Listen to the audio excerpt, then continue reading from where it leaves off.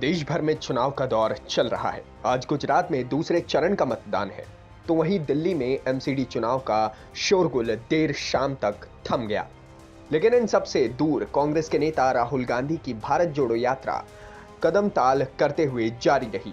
दरअसल मध्य प्रदेश में चल रही भारत जोड़ो यात्रा के दौरान राहुल गांधी ने सोशल मीडिया पर भारतीय मीडिया पर निशाना साधा और उन्होंने बताया कि भारतीय मीडिया उनको किस नजर से देखती है।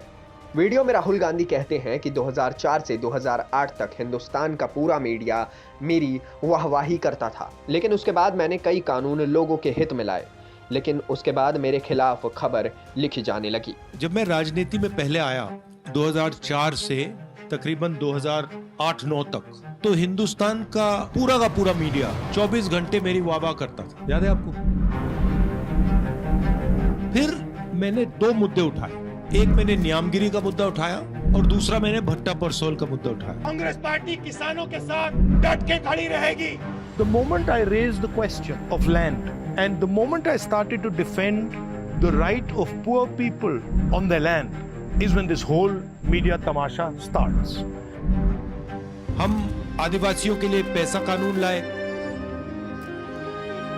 वन अधिकार कानून लाए, जमीन अधिकरण बिल लाए और उसके बाद ये सारे के सारे 24 घंटा मेरे खिलाफ लिखने शुरू कर दिए।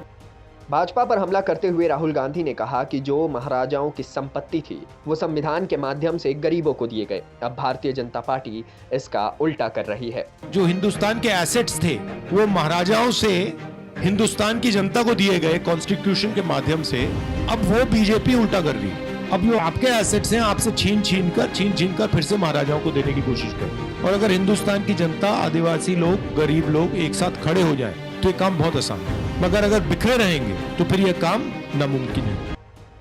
इसके साथ ही उन्होंने कहा कि मीडिया मेरी छवि खराब करने के लिए करोड़ों रुपए खर्च कर रही है। कि उन्होंने हजारों करोड़ रुपए मेरी इमेज को खराब करने में लगा दिए। अब लोग सोचते हैं कि ये मेरे लिए नुकसानदायक है। The beauty of it is that it doesn't work. The truth has a nasty habit of poking its nose out from here and poking its nose out from there. तो जितना पैसा ये मेरी इमेज को खराब करने में डालेंगे उतनी शक्ति वो मुझे दे रहे हैं।